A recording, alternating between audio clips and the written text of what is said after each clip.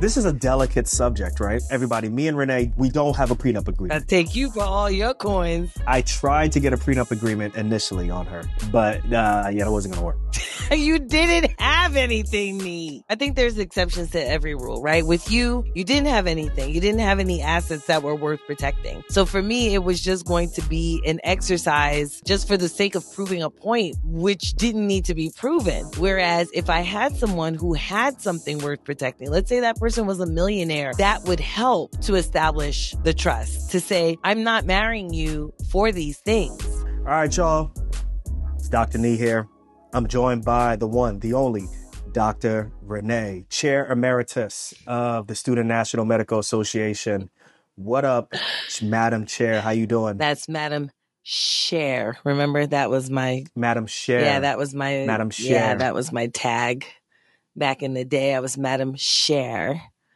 I'm good. Of the one and only, the famous Student National Medical Association. Yeah, I'm doing good. Rejuvenated every time Easter rolls around, because every week before Easter, or that week of Easter, the Student National Medical Association has its annual medical education conference and House of Delegates convention. So, yeah, feeling good. It's a big deal, guys. I'm going to be very honest with you. That the Student National Medical Association has been around since, what year was it? You remember better than 1960 what? 1964. 1964. This is an amazing organization. Me and Renee were part of this organization when we were students. And Renee continued to be, to have a very integral role as a resident. When she was in residency, she was still, doing a lot of the day-to-day things within the organization. And then even as an attending, Renee continues to have a very strong relationship with the folks who continue to run the organization, with the students who are involved, pre-medical students who are trying to get into medical school. And then by proxy, I get involved because Renee is so involved also. So I want to say to everyone that I've been rejuvenated, and this year was a great one. So I always say the smaller the town or the more low key the town. This year it was in St. Louis, Missouri. Whenever you do conferences. Yeah, whenever you do conferences and you go to a conference that's in like Las Vegas, or you do it in New York, or you do it in Los Angeles, or you do it in Florida, right? Or you do it in Irvington. Florida's a whole city. It's oh, my bad. Miami. But, when you do it in Miami or Irvington, you know what I'm saying? Ain't nobody doing no damn conference in Irvington, Nee. Stop. Not Irvington? No. Okay. Well, you know what I mean. But when it's really glamorous, glitzy town, people out and about, they having fun. They ain't got time to go to all these different conferences and stuff, and all the different events, the plenary sessions, the HOD, all these different things. And I think what you end up finding is the more beautiful the city is, the less interaction that everybody has with each other. The less engagement. People click up. People click up and they're just like, yo, I'm out. We're going to the beach, or we're going to wherever is the nice place, and that's what we're going to do. Mm-hmm. When it's St. Louis. St. Louis. I guess. St. Louis ain't as much to do, right? And St. Louis, we in the conference. We in the conference, and we DoorDash, and we're going to DoorDash, and we're going to have fun. We're going to have some good barbecue. And that's Kansas City is more barbecue. This year, I got a chance to get involved and piggyback off of Dr. Love and his wife, Dr. Uchenna. They did a presentation called, what is it? They talked about how to stack your coins. Yeah. Yeah. And basically, it's a talk to the students about how doctors make money, right? So we had a doctor who is an academic physician, how she makes money. A Dr. Love was talking about how he makes money. I talked about how I make money as a locum tenens doctor. The last doctor was talking about working as a private practice doctor. She's OB. And this was a really good conversation. Like, Dr. Love spent a lot of time creating the presentation, and we talked about it a couple of times on the phone. Yeah. He did a great job. But as with every presentation at SNMA, it's all about the questions. Yeah. Yeah. It's always about the questions. The students had a lot of great questions. Just a lot of great questions, really. And it just shows you that there is such a dearth of information in medical school, whereby the students, are just not learning this stuff, and then they go out. Well, but if you think about it, there's no time. There's really no time. The way how things are jam packed in right now, at least in a traditional sense, right? You always got to think outside the box to get something done. So if you always think about things as the priority is learning about the human body, which frankly it is, it's going to be tough to throw in a lot of these things. And I think this is where SNMA shines. This is where whatever organization that has like some type of subspecialty feel to it, that's where they should shine, which is being able to sprinkle these types of information. So that's why I was, sometimes I was thinking in my mind, I was like, well, why would med students want to hear about this now? Right? Why would premeds want to meet this? But they all came, which meant that they are interested. They're really interested in learning about this stuff. They're really interested to know. And we set the barrier of how does each of us make $300,000? And I remember when I went up there, the first thing I said is everybody should relax and know that whether you're a pediatrician or you're a neurosurgery, you're going to make at least $300,000 or have the opportunity. Yeah, you have that potential. To make $300,000. Yeah.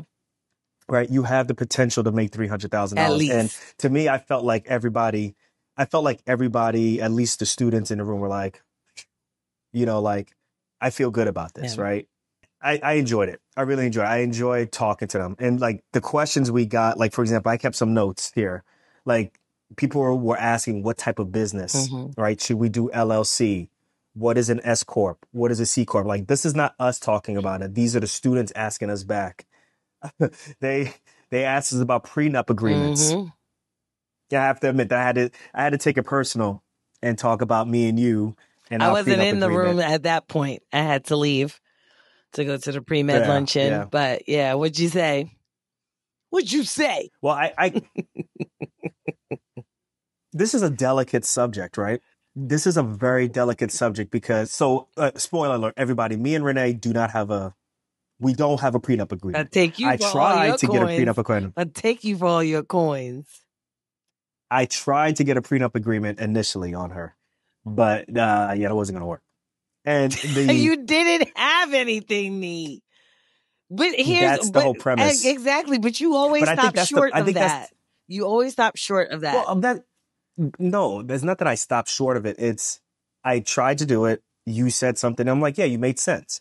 And that's why I think, so when a student asked this question, I gave my answer, which is between me and my wife, we don't have a prenup agreement. And there's multiple reasons why. One is we kind of grew up like matured with each other, right? Like we went to med school together. We went to med school and we didn't have anything. You had your 1991 Nissan Stanza. I had my Volkswagen Jetta and a lot of student loan debt. And that's it. Yeah. I didn't have a house. I didn't have anything that I wanted to protect. Well, you did have a house. And I think you did have a house. But the key is something that I wanted to protect. And I think Love clarified this later on. He's like, one thing to consider when you're getting a prenup agreement is what exactly are you trying to protect the most if you had to split up. And with that being said, between me and you, like I didn't have anything outside worth protecting from you at that point. Right. Like, for example, like, let's say me and you met and we decided to live in, my parents' house. Let's say my parents, gave me my house, gave me their house and they decided to give me the house and we lived in and we fixed it up. And then it's like, well, now because we get a divorce, like we got to go half on this or you're going to take the house. Like, no. Right. That's different. So, so from a prenuptial agreement standpoint, the other thing, too, is we dated for almost 10 years. So we got to know each other really well. Yeah. Really well. Really well. Ooh, you can't. You farting in the sleep, I got to learn about all of that. Really, Dee? Really? Too much? Everybody farts. Everybody poops. It's a good book. An elephant makes a big poop. A mouse makes a tiny poop. I don't. Okay. I don't fart. You don't poop either? No, I do poop, but I don't fart in my sleep. Really? Yeah. Okay, that's what you think. Anywho. But but we got to know each other really well. Yep. And the other thing is, we went to school, and there was money that was going between us. There was a couple of times where you fronted me for rent. Mm-hmm. I just needed help with rent. There was a couple of times where, I would front you for lunch or dinner or something like that. Yeah. We never really had I think money problems between us. Like, if there was never well, I paid the last time, why don't you pay? We just didn't have those there wasn't discussions. No. We didn't have the type of relationship where I felt like, oh, well, you're the guy, so you have to pay. We were just students. No, you never played me like that. Yeah. I have to admit, you never played me like that. Yeah. But there are people who are in relationships who, they, for example, they're in med school. Like I'm going to say this as women, right? I'm sure there are women who are in med school and they're dating someone or meet someone while they're in medical school who's not a doctor or who is not a med student, who's not in the field, right? That's tough. Or let's say you're an attending, you're a doctor, and you meet someone who's not who's not in medicine, and you've already acquired so many different things. You have your own car, you have your own house. Even for men. I mean, I whatever specialty you may want to think of, a physician assistant or what have you, like there's a lot of things where you just accumulate a lot of things on your own. Should you sign a prenup agreement? Right. I don't know. It's tough. It's a hairy subject. Yeah. You want to weigh in on that? You got anything to say about that? I think that, I think the prenup. Oh, here's the pause. I think the prenup agreement. Listen, I like to meet people where they are, right? And if someone says, hey, like if I were dating somebody, let's say I was dating somebody who actually had assets, had accumulated stuff, things that they felt like were really important to them, then I might have signed a prenup agreement with that person. If they brought it up, yeah, right? If they bring brought the it mic up. a little bit to your if side. If they brought it up, I might have signed a prenup agreement with them, right? But for me, it would have been, okay, well, this is something that actually has to be worth protecting, right? Like if they had like a trust fund, right, that they got from their parents or something, yeah, I would be like, I would have probably brought it up. I would have probably been like, you might want to protect that because I don't want this to be a point of contention, right? Like I don't want this to be a point of contention within the within their family. But part of the things that you said when you were, besides saying that I didn't own anything, part of it was you said was, look, I don't want to go into a relationship with one leg in, one leg out. So you said that, yes. Right? Okay. So if you were to meet someone who had a trust fund or who had, their parents' house that you guys are going to live in, why doesn't that apply then? Well, because I think that there are exceptions to a rule. Right? Like, I think there are exceptions to a rule. And I think that, essentially you have to kind of show a sign of trust. With you didn't have anything worth protecting. So it was like, okay, well, we're doing. You ain't never gonna have. People listen to this show with children, Beat that out, Alfred. Anyway. Hey, yo, shout out to everyone who said what's up to us at the conference. I did not know people would listen. Yo, to this day, like right now, behind this camera is this kitchen, like this kitchenette in this extended stay hotel. Like that's who I think is listening. Like these cups, big cups, my muscle milk, the cabinet. Yeah. But it's shocking when you have people say, hey, I listened to your show and it's just crazy. But go ahead. Wait, hold on. Shout out to the new listeners. Shout out to Ghani Ali, who is at the Medical College of Wisconsin. Alfred, I'm going to show you a little pic of Ghani.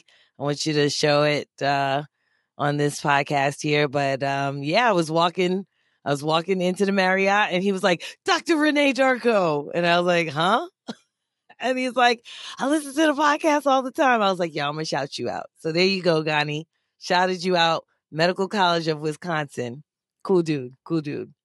But anyway. So how do you feel with like because we're going to go back to the prenup, but I do want to ask you, like, how does it feel to know that I made you into a celebrity? How do you feel about that? Excuse me? So let's going back to the prenup. because you bugging. Going back to the prenup, I think there's exceptions to every rule, right? With you, you didn't have anything. You didn't have any assets that were worth protecting. So for me, it was just going to be an exercise for the sake of just doing an exercise, right? Just for the sake of proving a point, which didn't need to be proven. And that was that you didn't have anything that was worth protecting, right? And for me, that's where it's like, listen, I don't want to go through this exercise with you and pretend that we each have things that are worth protecting and that, this is going to establish some type of trust between us, because it's not. It actually, I think, is going to be too much of a point of contention between us, because we know that we don't actually have anything worth protecting. Whereas if I had someone who had something worth protecting, let's say that person was a millionaire, that person had, just lots of stuff. For me, I'm like, okay, well, I think that would help to establish the trust, to say, I'm not marrying you for these things, right? Like, this is not the reason that I'm marrying you. And I understand that these things were in your family, and you and your family would like to keep these things within your family, right? And so, yeah, I probably would have brought that up myself to say, hey, listen, let's sign a prenup, so that you can protect these things, or your family can feel like, not so much for the person, really, more for the family to feel like these things are protected. Not so much even for the person, because usually it's the family That's that what's gets up. in people's heads. Do you think most women think like you? Because I don't think that many women think like you. I don't know, but If there's women out there who believe who are on what Renee's, write us in and let us know. yeah. But I don't think that many women think like you. Yeah. So I mean, but you know me, that's something that I would do. I'd be like, I'm not marrying you for that. So really it's for the sake of the family, to feel like the family, and especially if I'm the one that brings it up, if I bring it up first, then I think the family would really then trust that, yes, I am marrying this person because I really just want to marry this person. And I don't want to have problems with my in-laws. I don't want to have problems, with my, parents-in-law, my siblings-in-law. I don't want to have problems with these people. So let them just, have that peace of mind that the things that their family worked for is protected. Because if it were my family, I would want it protected. If I were in that situation, I would. Well, listen, guys. So I did also make it clear it's not just about $300,000 that you're gonna make. It's about how much you keep. And I think we've learned, us being 10 years in now, it's really not about how much you make. Yeah. You want to stay commensurate with how everybody else is doing, but it's the long-term play is really keeping as much money. So we talked about, what the IRS does and what, all these taxes can do. And that was the whole point of me and Love talking about specifically the things that we do to kind of play the IRS game to help decrease our tax burden. And then, comparing that to the others, what they do, right? Super, super, interesting. Love did a great, Dr. Love did a really great breakdown of, like, if you make this much money, this is how much, in taxes that you would have to pay. And the students' eyes just kept getting wider and wider and wider. He did the bracket. Yes, when he was talking about the tax brackets. Yes. Yeah, he did the tax bracket, which, surprise everybody listening to the show, whether you are a PA, whether you are a doctor, whether you are a nurse practitioner, even whether you're a respiratory therapist, you probably going to be in that 30-something percentile. Yeah. Or 30% range. So all the students were like, what? They just kept, my God. They were tripping. Remember, they were all tripping when they thought FICA was a big deal. It's like, all right, like FICA ain't nothing compared to what you really going to pay. Yeah. So it was. I mean, we also talked about the gender pay gap also. Yes. Right. We talked a little bit about the gender pay gap. Remember, like there's studies that show that, for, dollar for dollar or training for training, a woman will get paid like 10K less, even more compared to her, compared to a male counterpart. In the same role. He'll come in the same role, the same amount of years, he'll get paid more. Right. And then eventually over the time, over the several years and into the decades, that number gets closer and closer together. But you got to remember, this number compounds, right? Mm-hmm. That's money that you can put to get a house. That's money that you can put into the stock market. That's money that you can put to work for you that you're missing out on, Yeah. right? And so we talked about that. We talked about academic pay versus community Mm-hmm. pay, right? So if you're an academic physician, what that means versus being a community Yeah. physician. That was really interesting Yeah. also. So, No, listen up, it man. was a Listen really up. great Yeah. it's a really great session. Like, like you said already, the students were extremely engaged and engaging as well. And I hope that SNMA has more opportunities like this, for students, right? Like I talked a little bit earlier about there's just such a dearth of information in medical school. And I think you make a good point in that, yeah, where there's that kind of gap, SNMA should see that type of opportunity and really just, go for it. Because there's I'm so I'm doing more. this. What is that? I'm doing this What are you because we should be sprinkling? sprinkling it in. Yes. You sprinkling this knowledge in so that Yeah. they are more and more exposed to it, right? So the first year will continue to hear this message all through the 4 years of Yeah. school, third years, fourth years, they can hear this, and they can say, oh, I remember hearing about that at a Mm-hmm. conference, at the SNMA Right. conference. I should negotiate. Mm-hmm. I should invest a little bit of some money. Yeah. I should live on a budget. Oh yeah, no I would doubt. love to No see doubt. I would love to see a session, on paying off your student loan debt. Just like lots of creative ways to pay off your student loan debt, because so students still don't know, but there are students who still don't know about PSLF. There's still students Yeah. who don't understand, kind of what it means to, have a certain amount of interest and how that interest will compound, over time. That right there, I put on the shoulders of the medical school. I The do, medical but schools, what do they the medical care? schools have failed. I get it, but you could care. Okay. And if they don't care, that's fine. But I'm telling you right now, med schools, if you're listening, you are failing the medical students, right? Because when you have that little exit interview, Mm-hmm. which for the most of us, the exit interview is not really an interview. It's just a paper that you Mm-hmm. sign to say that you got told about how much in student loans you got. And then that's it, right? That's it. You just get told, okay, this is how much in student loans you got, sign this paper, and that's it. But you fail your students when you don't put them in a position to really be knowledgeable on how they're going to pay for this right now, right? So if you don't teach them about this PSLF right now, if you don't teach them about the income-based repayment plans, you're failing your students. That's how I feel, no doubt. So, I mean, I get yeah. that, but I think you can't capture that in one felt swoop in terms of just an exit interview. I think that this is something that has to be, like you said, the sprinkle, right? It has to be sprinkled throughout.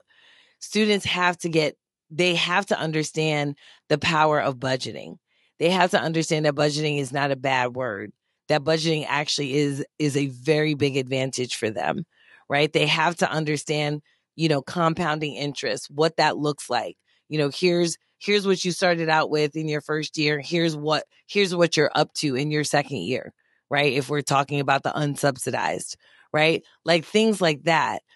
I think they need to see it over time so that it sinks in, right? Like, Yeah. so I think that's where SNMA does actually have like mega opportunities where they can really teach students about this stuff throughout. They have regional conferences, they have the national conference, and they have a whole bunch of other programming that they do.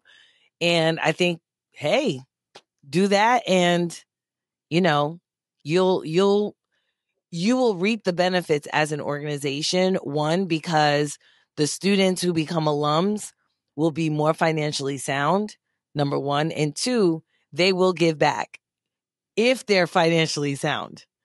But if they feel like Oh yeah, no I doubt. don't know what I'm doing, I got all of this debt and da da Once da. they realize the tax benefits of these things, they'll be like, look, I'm Exactly. invested emotionally. I might as well Yep. invest myself Exactly. financially. Yeah. So, That's the yo, key. listen up, everyone. Listen up, everyone. Particularly if you're a program director and you listening, listen, I'm gonna tell you something right now.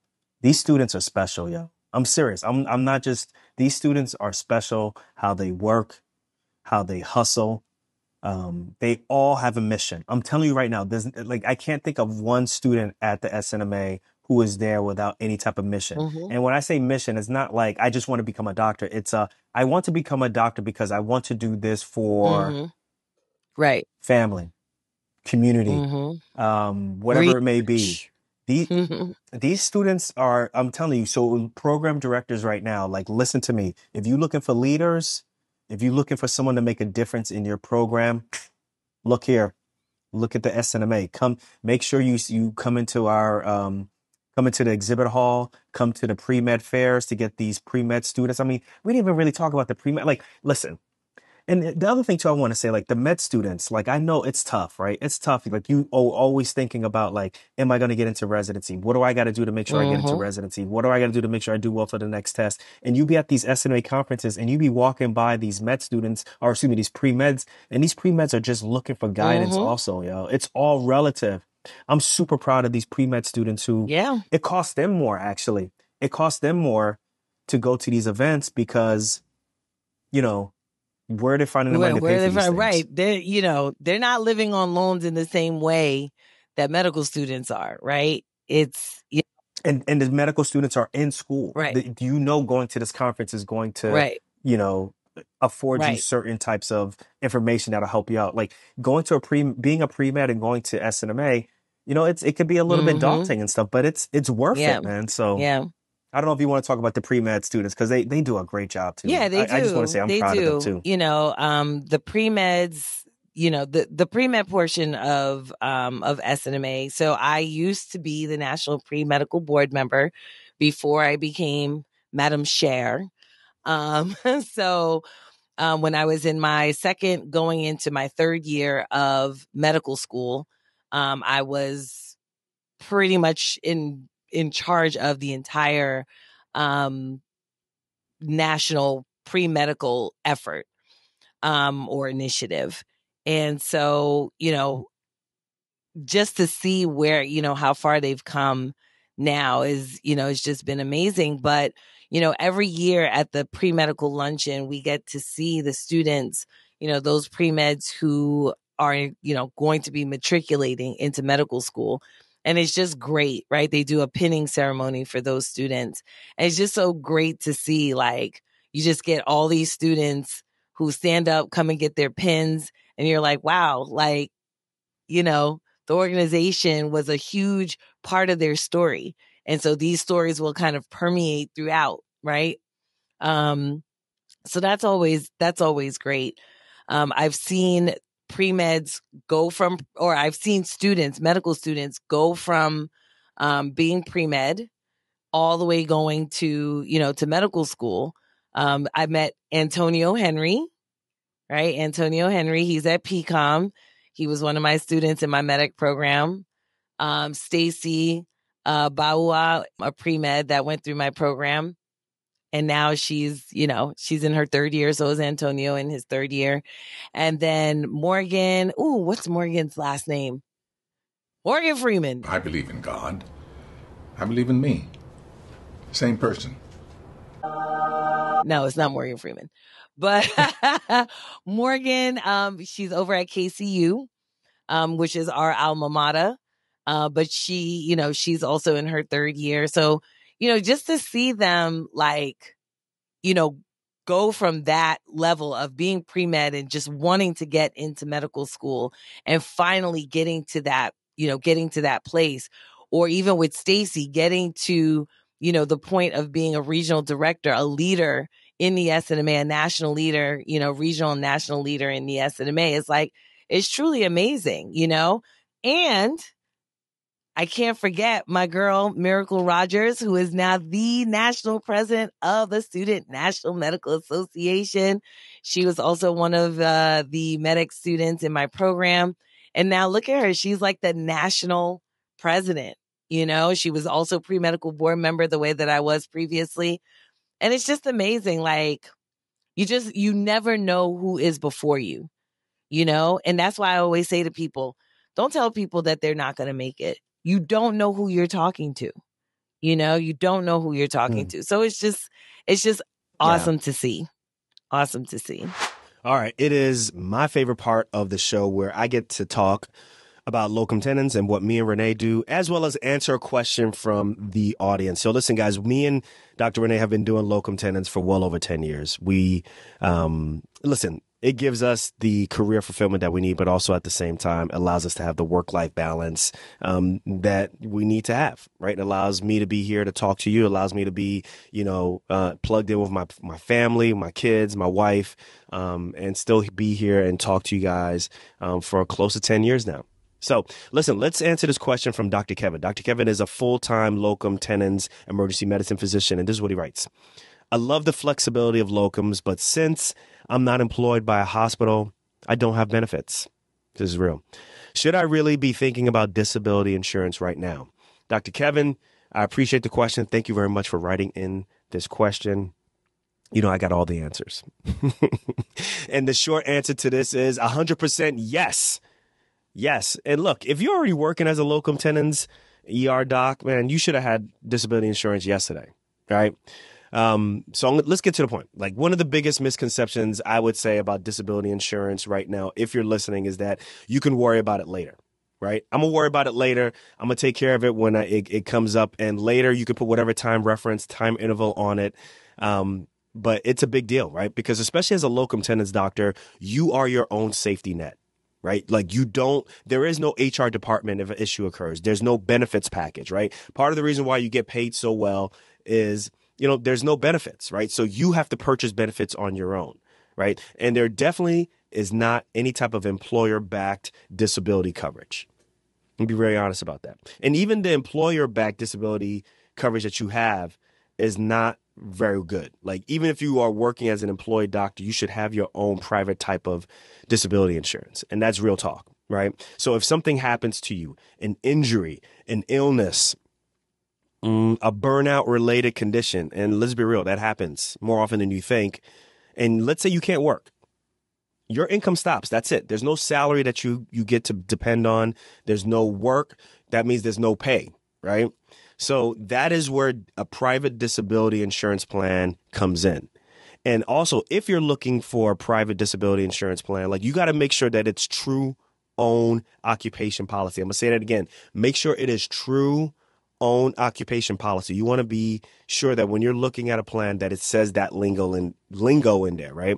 And that means that if you can't work, I'm going to be honest, if let's get to the real. Let's say as an emergency medicine doctor, or let's say you're an anesthesiologist, if you cannot work in that specific field, right? Or even general surgery, right? I'm a general surgeon. If I can't do general surgery anymore, but I want to do something else, that means I'm still going to get paid, right? And that's a really big deal, right? There's a lot of fine language out there that is meant to trip you up. But if you have true own occupation disability insurance, that means that you can do other things if you can't work in your specific field, right? And since you're a 1099 contractor, I got a little cheat code here, right? Your premiums may be tax deductible as a business expense. So not only are you protecting your income, you're being smart with your taxes also. Now, that last caveat, I'm going to be honest with you, make sure you talk to your tax professional about that. Make sure you talk to your financial advisor about that. They may give you some additional or different type of advice. So it's super important that you run that by them first, okay? So, look, disability insurance, Dr. Kevin, it's not about fear. It's about financial responsibility. You've worked hella hard. You've worked way over 10 years to protect this career, to build this career, So protect that income at all costs, right? It's super important, right? So I recommend, if you're looking to get disability insurance, listen, I'm telling you right now, I recommend you work with Jamie Fleischner with Set for Life Insurance. All right. We've been working with her personally for over 10 years. She helped me and Renee get rid of our really expensive disability insurance and get to something that was way more cost effective and actually had better coverage. And that actually was the biggest start of us paying off our student loan debt, was us first realizing that, hey, we're paying way too much to disability insurance as well as to whole life insurance. Let's get something that's way more economical. And, 3 years later, we paid off over almost $700,000 of student loan debt. So we know a thing or two about working with cost-effective disability insurance. Super important. So I recommend Jamie Fleischner with Set for Life Insurance. She specializes in coverage for doctors, especially independents like you and me. All right. So there's no fluff in what she's talking about. It's just honest advice. And she's got access to multiple top tier carriers. So I want you to take a look at setforlifeinsurance.com or tap on the link in the show notes. All right. To set up a free, no pressure consultation with her. All right. Super important. And remember, this is Docs Outside the Box. And outside the box doesn't mean unprotected. Dr. Kevin, thanks for writing in. Let's change direction a little bit and let's do a little bit of some clinical talk. Ew. All right. We don't talk about clinical stuff on Docs Outside the Box. We're about to talk about clinical stuff. So I'm going to share this. I saw this video that was put out by an OB doc about a week ago. And another doc had reposted this and gave her example of what was going on. And I really needed you to explain this to me. So I'm going to play this and then I want you to really go into depth about what is going on here. Okay? Okay. I am going to share a story that I've thought about sharing a gazillion times since I've been on social media. I think today's the day. So I was in medical school from 1996 to 2000. When I was in my third year OB rotation, back then, all the patients delivered in the OR. Vaginal delivery, C-sections, they all delivered in the OR. And I remember going back for a delivery. Black patient. This was her fourth or fifth delivery. Delivered seamlessly, not an issue. And I remember it was me, the faculty, and a resident. Don't remember what year the resident was, doesn't really matter.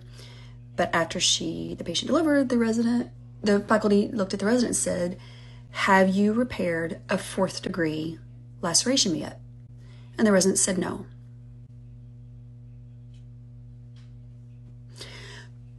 So, hold on. So, the faculty got a pair of scissors. Okay, the faculty got a pair of scissors and he put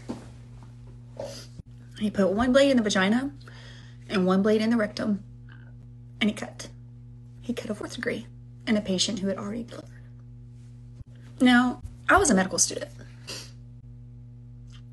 I didn't know if that was what was done and that's how they trained residents.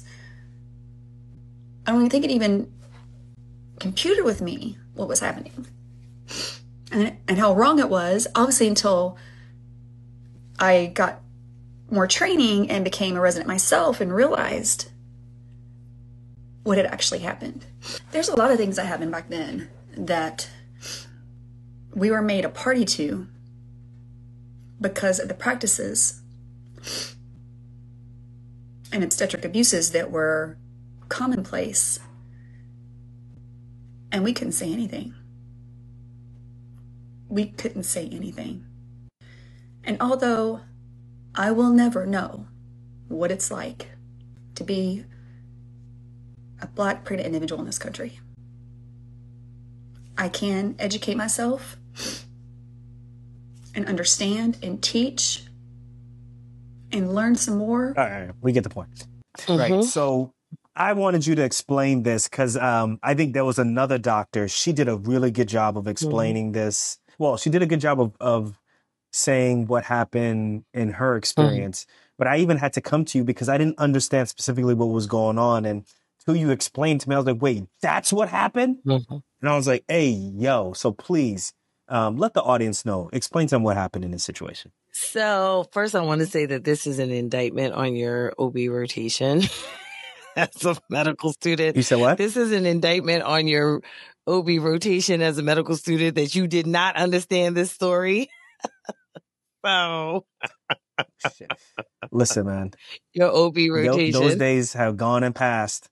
Those days have gone and passed. Did I get my degree? Please, explain. Did you deliver a baby? That's explain, the question. please. Okay. I did deliver a baby. Sure you did. So this is a unfortunate and egregious obstetrical abuse that she is describing. So for context, she says that she had a Black patient who was having her 4th or 5th baby. And what is very important about that, right? Because it's a 4th or 5th baby being delivered vaginally. What's important to understand about that scenario is that oftentimes, if you are delivering a 4th or 5th baby, it's a very seamless delivery, right? Oftentimes these patients will not even tear. I even told you, I had a patient once who had her 5th baby, and I literally was just standing there telling her jokes so that she could laugh, and she laughed the baby out. She didn't even have to put much effort into pushing, and she did not tear. Mm-hmm. So I want people to kind of keep that in mind at how seamless and easy that delivery is. So the fact that this patient had already delivered means that there was really nothing to do in terms of repair. It sounds like there were no lacerations. And so this is a perineal tear that could occur between the vagina, the bottom of the vagina, and the anus. If there is something to be repaired, right? If there is a tear. But it doesn't sound like there was a tear, right? Patient delivered, it was seamless, It was fine based on the story that she told. So that should have been pretty much after the placenta, that should have been the end of the delivery. But it sounds like the faculty member, the doctor, the attending doctor, who was supervising the resident, wanted the resident to have an experience of repairing a 4th degree tear. And so very simply, the tears or the lacerations that can occur when you are pushing a baby out can go pretty much from any point, anywhere in the vaginal area down all the way to and through the anus. Okay. And involve the rectum, right? Involve the actual rectum itself. Okay. That's a big deal. That's a big deal. If it goes all the way through and, into the rectum, that's a huge deal. And the problem with those tears that go all the way through is that they have a really bad complication rate, or risk at least. They have major complication risk, especially for what we call fistulas, which is a hole that develops between the vagina and the rectum. And so, communication, right? So stool getting into the vagina and all of this kind of stuff. So it can be a very bad social thing as well, right? For these women, because if you have stool kind of leaking into your vagina, that has a lot of different social implications. Yeah. And it sounds like what this doctor did was he took a pair of scissors and essentially cut a 4th degree laceration, or episiotomy in this case. We call it episiotomy because he did the cutting after the patient delivered. So not to facilitate delivery, because this patient already delivered, just so that he could have the resident practice a 4th degree laceration or episiotomy repair, which is egregious, unethical, immoral. Frankly, it's assault. Really is what it is. It's assault. And so in for me, in uncertain terms, really should have been followed up with some sort of legal action, if not criminal legal action. But it sounds like this young lady. Here's a picture of the repair, but these are not. That's not into the rectum, but this is a 2nd degree repair. Mm-hmm. Yeah. So it sounds like, when she was a medical student, it didn't dawn on her what was going on, right? Because you don't actually know exactly what's going on because you're learning for the first time. And so when you're learning for the first time, you may not realize that what you're witnessing is something that is extremely abusive. You may not even realize that, right? I don't know at what level the resident was, and what. And I forget the name. I forgot the name of the other doctor, but she puts out good content. But she said that this happened to her, or Or excuse me, to a fellow resident. she was a witness. She was witnessing what was happening as a med student, and the resident stepped in and said, "No, like you are not going." She said, the resident said this to the attending: "You are not going to create a 4th-degree tear in this patient." Absolutely. Absolutely. I will tell you, as a resident, I likely would have done the same, because you can't stand there and watch somebody do something to someone and just not say anything. Yeah. Have you ever seen anything like this before? Have you ever? Okay, maybe not to this. Well, yeah. Have you ever seen anything that crazy in residency? Not to that extent. Not to that extent. Yeah. I've had an attending jump the gun before. I've had an attending jump the gun and make the wrong call due to impatience. There was a point at which I was signing. So I came in on the night team. They were signing out to me about this patient, and there was a question of whether or not she had an ectopic pregnancy, but they were asking if it was a corneal ectopic pregnancy, basically a pregnancy that's kind of stuck in the corner, if you will, of the uterus, in one corner of the uterus. And those require resection. You have to actually cut those out. But the story that they gave, the patient kind of walked into clinic and she didn't have any pain. She didn't really have much in terms of bleeding.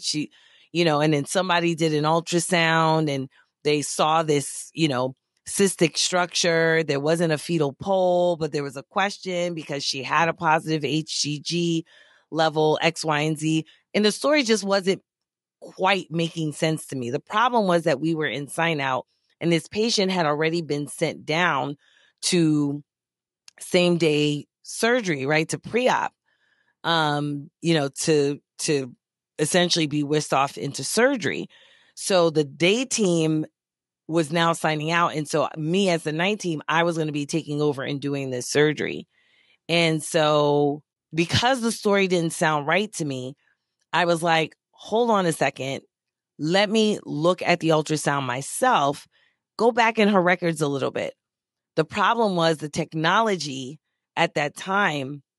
I forget what system we would use at the hospital, but the technology at that time, you try to sign in to their PAC system, to see the images. And it was like, it would take forever and ever and ever. And then it would log you out, then log you back in and then log you out. So it kept doing that. And anesthesia was like, oh, are we going yet? Are we going yet? And my attending goes, oh, well, don't let me be the holdup. Let's go. And I was like, wait. And I literally said to her, I was like, wait, I want to see the images. And she's like, no, let's go. Let's take her back. So they start taking her back. I try again. The system is not working. And I'm like, oh, okay, whatever. So we go back to the operating room. As we're in the operating room, I'm like, let me just do a quick vaginal exam on her. Because for me, I was like, is she really having an ectopic or is she actually just miscarrying? And one ways that you might be able to tell is if her cervix is open, right? If her cervix is open, then she might be miscarrying or she might be having, an incomplete miscarriage or something. Because I don't remember exactly what the story was, but I remember thinking that. And my attending said, no, do not examine her. Let's go. They said it's a corneal ectopic. Let's just go. I'm like, I don't agree with this. Fine. So she goes and she starts operating. She makes the cut. She keeps going down. She keeps going down to the point I even say to her, wow, you're really doing a good job at doing this surgery, right? Meaning, I'm supposed to be operating, but you're doing it. But okay. So she goes down, down, down. We go to the uterus. Nothing there. Nothing. Like weapons of mass destruction in Iraq. Yes. Ain't nothing there. Yes. Nothing. Not a bulge. Ho ho. Not a nothing. And then I say to her, can I do a vaginal exam now? And she's like, yeah. So I do the vaginal exam, cervix 1 centimeter open. And get my finger right through it, which she probably just needed DNC. Right. So anyway, we patch her up. We do the DNC, take her out. And at some point during the night, I go back and I'm like, let me see if I can get into the images. And finally, I get onto a computer where it is working. And I go back 2 years before. Guess what's on that ultrasound? Little cystic structure right at the corner of her uterus. It had been there the entire time. So what'd you guys tell the patient when she woke up? So I told the patient the truth. I told the patient the truth. I'm like, that's not the surgery that you needed. And I told her surgery that we did. I wanted her to know, like, this is, because patients will confuse things. This is not a C-section. You did not have a C-section. You just had a cut where we looked inside to see if we could find a pregnancy there. We did not find it. Instead, I ended up doing a vaginal exam, found that you were miscarrying, and we did a DNC. She must have been bleeding. She actually must have been bleeding. But so I think I try to figure out if does this happen in surgery. I'm sure it happens in surgery. I just can't think of it because this, like, I know we were talking about this a couple of days ago. Like, man, would you see an attending like injured a common bile duct so that their resident can fix it? I'm like, I can't see that happening because it's such a vital structure. The complications are so high. Why would you even F of that? The closest thing that I can see where it's kind of like, the gray zone, who knows? But it sometimes, for the most part, is a benefit to the resident, is the appendix. You do like an incidental appendectomy. You have a gunshot wound to the belly. You have injuries all over. Take this appendix. Sometimes they're like, hey, man, take this appendix out so we don't have to ever come back into this belly. I've seen that happen and so forth. But I can't see that happening. Because I understand what you're saying. Like, based off of the pictures, the morbidity, right? Like the issues that you could have with creating this type of tear that I'm assuming based off of this video, just the OB doc did it. Because for 4th degree tears, shouldn't that be a combination of like surgery and OB? No, you don't have to. Okay. I mean, unless it's really that bad, but no, you don't. Usually we will repair that. And I'm sure it's a extremely delicate repair, a very time-consuming repair, a very risky repair. You deliver a baby and you pray you never get a 4th degree tear. You just don't want it. Do you think ever, I always think about, like, so for example, like we're going to talk about sinners and like, making a deal with the devil, or, you ever wonder how some people get to a point where they make a really bad decision, or, when people get into a bad situation, when you go back and you look at that bad situation, it's usually, there are multiple mistakes that are made before that really big bad decision, right? What I'm saying is, like, for a resident at that time to see that type of situation occur, and for them not to say anything for a whole host of reasons. Maybe they don't want to say anything because they don't have the courage to say something, or maybe they don't say anything because they just don't Mm-hmm. know. But do you think that's kind of part of like the process of like leading you down a Oh bad yeah.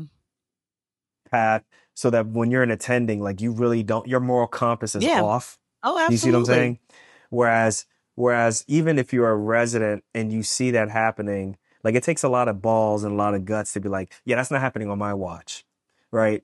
But like, is it worth it to speak on something like that then, so that by the time you're an attending, you've already flexed that muscle multiple Mm-hmm. times to be like, I'm going to really stand up for what's going on with the Yeah. patient. What are your thoughts on that? Because I are really times, a lot of times I feel like, people who really make bad decisions as an Mm-hmm. attending, They a were, lot of times they were making bad yeah, decisions as as residents, residents or also. they saw people making bad decisions and didn't think about how bad a decision those decisions were, right?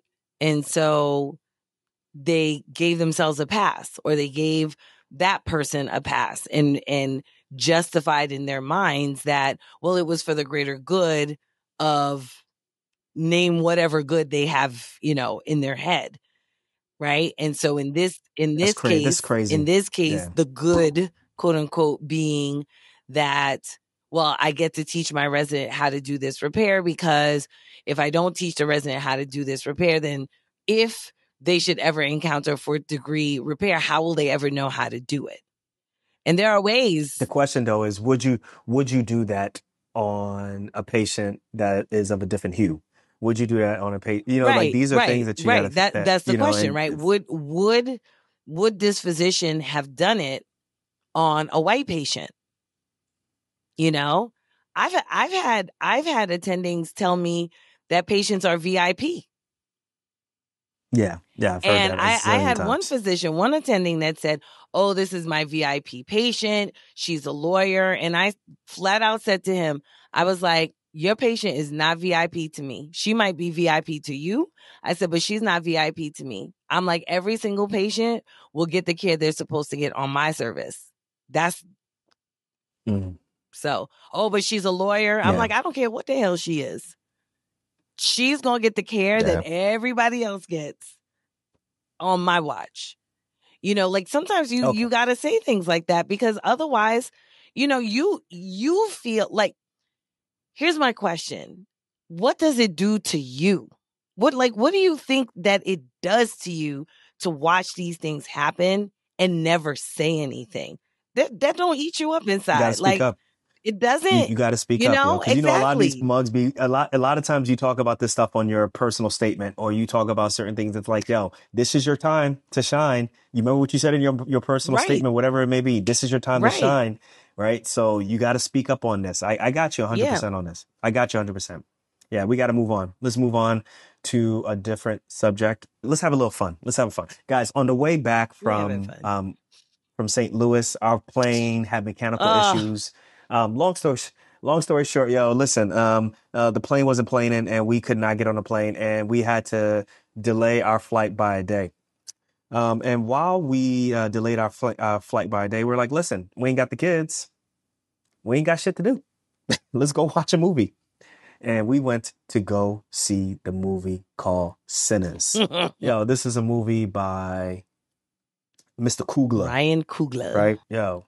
So I'm gonna list this real quick. I'm gonna say this real quick. Like, my favorite director used to be, or excuse me, my favorite director of all time is Spike Lee, right? Just because I feel like I've grown up with this guy, right? Ever since I was a kid, like before the age of 10. Well, actually 10. Yeah, 10 was when I snuck in to go see School Days, right? But for me, like what really like did it for me was Do the Right Thing, right? I love Do the Right Shut Thing. up. Where my I poster, loved Gina? Where my poster, Gina? love, hate. You know what I'm saying? I love Do the Right Thing. I loved Malcolm X. Like, those are Yes. masterpieces to me, X right? was Like, excellent. a masterpiece. A masterpiece is, you watch a movie. You ain't even got to watch a movie a whole bunch of times, but you watch a movie and like, this is perfect. There ain't nothing I would change about it. My second favorite director, you already know, everybody knows, Christopher Nolan. Batman, the to me, the masterpiece is The Dark Knight. Dark Knight, which is part two. Part two, that's an amazing movie. Inception, right? Amazing movie. That's another masterpiece. Yeah. Memento. Oh, another Shout out. masterpiece. Yeah. Memento. So I gotta be honest. He's got three masterpieces told us in about my that rooms. one in med school. Yeah. Yeah. They're like, you go and you watch those movies and you know absolutely nothing needs to be changed about these movies. Now, I actually put Inception higher than the Batman, higher than the Dark Knight, because Inception is a pure original story that he wrote. The Dark Knight is based off of comic books, right? Which brings me back to Coogler. So he's had some really good movies.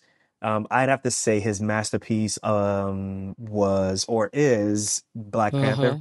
The first one. Because there's nothing black from part one. There's nothing I would change about that movie. That movie's perfect. Yeah. From the storyline to the visuals to the graphics to everything's perfect. Ain't nothing I would change about that. So brings me up to this movie called Sinners, right? We saw it together. You didn't know anything about this movie. I did not. Before. I'm actually quite shocked. I did not. I didn't see previews. I don't know what I was doing, but I was under a rock.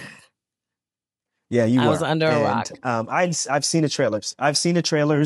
And initially, when I first saw the trailer, I was like, "Oh, this is Dusk Till Dawn, basically," and that's a disservice.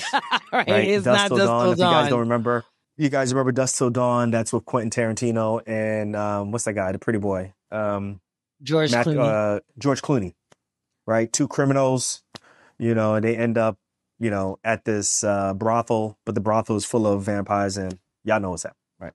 But this ain't that. So the way how I recapped it, I put into 4 things that I loved about this. The visuals, I'm telling you guys right now, the visuals for this movie, ridiculous. And for what I heard, Renee, like, we actually missed out. We should have saw this in IMAX. Time to go back. Right. So the visuals for this movie are ridiculous. Like, there's plenty of scenes, particularly in the first half of the movie, where they're just driving through, and the details to visuals, they're driving through cotton fields. And as they're talking, like, you can't help but listen to the dialogue, right? And listen to or see the chemistry between one actor and another actor, and then just tell, like, the grandiosity of these cotton fields, right? Or just, like, the train station and people walking by and the dynamics that you see that you just can't hide, right? Like, you can tell, like, he's really trying to be as real as possible of what you would expect to see in Mississippi in 1932. It is amazing. Yeah. The music, oh my God, the music is phenomenal, right? The acting, y'all want to see some top-notch acting? Michael B. This one right here. Jordan. Hey. Yeah, he did some top-notch. Yo. Yeah. Top-notch. I love, hold on. And for me, before you go on, there's a scene, and they do this scene twice. Once in the beginning, once during the movie and then once towards the end. But when he first hears Preacher Boy sing, and the way he looks at him. Oh, while they're driving. Oh my God. I absolutely love that scene. Like, when I tell you love that, I just love how Michael B. Jordan just looks at him. It's like he doesn't say anything, but his face says everything. I just love that scene. Yeah, I have to tell you, Michael B. Jordan, to me now, is at this point, like, I put him in the Leo stage. I put him in, can we put him in Denzel stage also? Yeah, I mean, like, he's is there. Like, serious actor He's now. there. Serious actor. Not like action star like Tom Cruise, we're going to make action movies and it's just my pretty face and all that stuff. Like, no, like, this is like serious acting. He's there. Like, he plays a twin, y'all, right? And as you all know, like, I grew up watching Knight Rider, right? Like, Michael Knight and Garth, right? Like, they're two separate characters. Like, one is Michael Knight and one is completely crazy. Like, this is not that, right? Like, the only way you could tell the difference between a twin and back in the days is to have someone act one way and then have the twin act a completely different way. This ain't that, right? Like, there are subtle nuances between the twins and how he plays one character versus the other, and then Delroy Lindo, and then Preacher I love Boy, me some and even West Indian Archie. and even the, what do you call it? Even the villain. Mm-hmm. The villain is good as Yes. hell. Yeah. Damn. Yeah. What's his name again? What's the villain's I don't name? remember I his forgot his name. name. I don't remember his name. But yo, the head vampire, bro, he's got the charisma. He's got the same amount, equal parts of just what's the word I want to use? Aggressiveness. Also, he's very good in this Charisma, role. And the yes, and story, aggressiveness. Yeah. yeah, the story is amazing Yeah. too. The story is really good, guys. This is a very Yeah. good story, and I would see this movie again. So those are the four things that I really loved about this movie. Now, I'm gonna say that this is not a masterpiece. It was so close though. I get, So he it's so close. almost, there were just, I feel like Yeah. all the elements were there. Like, honestly, I feel like if he could redo it, he actually wouldn't have to change much of anything. Honestly, he would just have to change dialogue, not even add scenes, not even, like, he wouldn't even have to add scenes. He had all the scenes, he had all the elements, he had all of the story, even some of what should have been backstory. Like, he wouldn't even have to add scenes. It would just be add this dialogue. Yeah, there's a lot of exposition in there, right? You know, which is you talk, and you don't really show sometimes. To me, the biggest issue, and I thought about it, it's not the scene that me and you Mm-hmm. talked about. So, guys, there's this scene Don't that spoil it. is, there's a scene that's amazing, right? I'm a big fan of it, but I'm not that big of a fan of it, but it's a great scene. That's not the issue with me. I know that that's an issue, but the issue is the pacing, particularly the pacing of the show when the vampires come. Yeah. That I just, it kind of falls a little bit to me. I didn't like it, and the timing of it's like they spend 15 minutes really kind of getting through the night, and it's like I need to still go a little bit longer, or I need to know. Right. I need to Right. know. So you that mentioned part, you I mentioned didn't. From Dusk Till Dawn, right? Yeah. And But this is not. no, this is not. This is not it. But it could have taken a cue from Dusk Till Dawn, in that Dusk Till Dawn gives the time that it needs to build, right?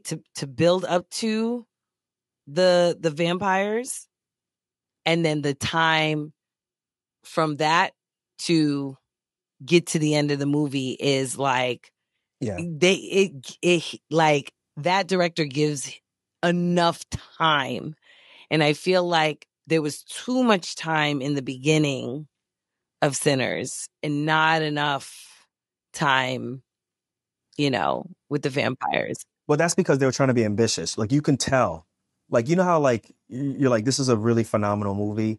Like, you can see from the beginning that they're trying to make this a very ambitious movie. And that's where I'm just like, okay, I give him credit for that. Right? Like, the amount of time he took in character building, the amount of time he took in setting the visuals, the amount of time he talked in exposition, even though I wish they'd shown you more instead of just kind of talking and stuff about the history of the twins, the father, and, his why he's such a bad person. Like, all of these things, they really spend a lot of time. And I agree with you. Yeah. Like, if they had spent equal parts, me, I don't even care if the movie is longer. Right. But just that part I didn't like. Right. But I'm gonna tell you something right now. Like, this, to me, because it's original. Yeah.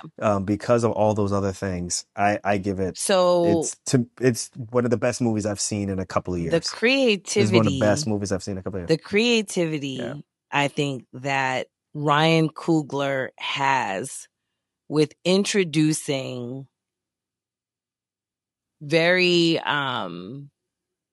nuanced social dynamics is amazing, right? Because in Black Panther, he raised the issue of African Americans versus Africans, right? And that issue there that other people may not be aware of, right? And he put it right in the middle of the movie, and it was like, this makes sense, right? Yeah. This makes a lot of sense. And he does the same thing here. I think there are a lot of different dynamics here, but he does, obviously racism, right? Colonialism, right? Or colonization, I should say, rather, right? Colonization. I feel like there's a quick moment of feminism, right? The dynamic between white women and black women. There's like a brief moment right there. There's what I took from it also was, what does it mean to have allies and the competing interests that you might have with your allies, Yeah. It's just amazing. Secular music versus religious music. Like he hits on Yeah. so He throws many, in, so many social factors. he hits on those social issues without screaming it out at you. This is the message. It's just like, oh, Right. yeah, that does happen in real life. Mm-hmm. Yeah, that's interesting. Yeah. And then you see another example in the movie. Oh, yeah. Right. I see what I see what the Right. vampires represent. Yeah. Oh, Yep. Yeah. Yeah. So what grade would you give this movie? Oh, I give it an A-. Even though there are things, there are things that there are things that I wish that he could be like, well, I'll just do this movie over and then I'll introduce these things to it. Because I think then it would be a masterpiece. But yeah, don't take your kids to go see this movie. There's a lot of guys. There's a lot of sex in this movie. No, there's like, well, that's true. There is a lot of sex in the movie. Well, there's 2 scenes. Yeah. Well, there's 3 scenes. Yeah, there's 3 sex scenes in the movie. And then all the vampire stuff. It's really graphic. Yeah. But our boy can't make it through Thriller.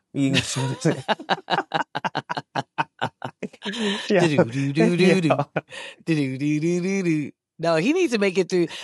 We should have started him out with Indian Thriller. I love that. Goli man, Goli man. Hit it, Alfred. Goli man.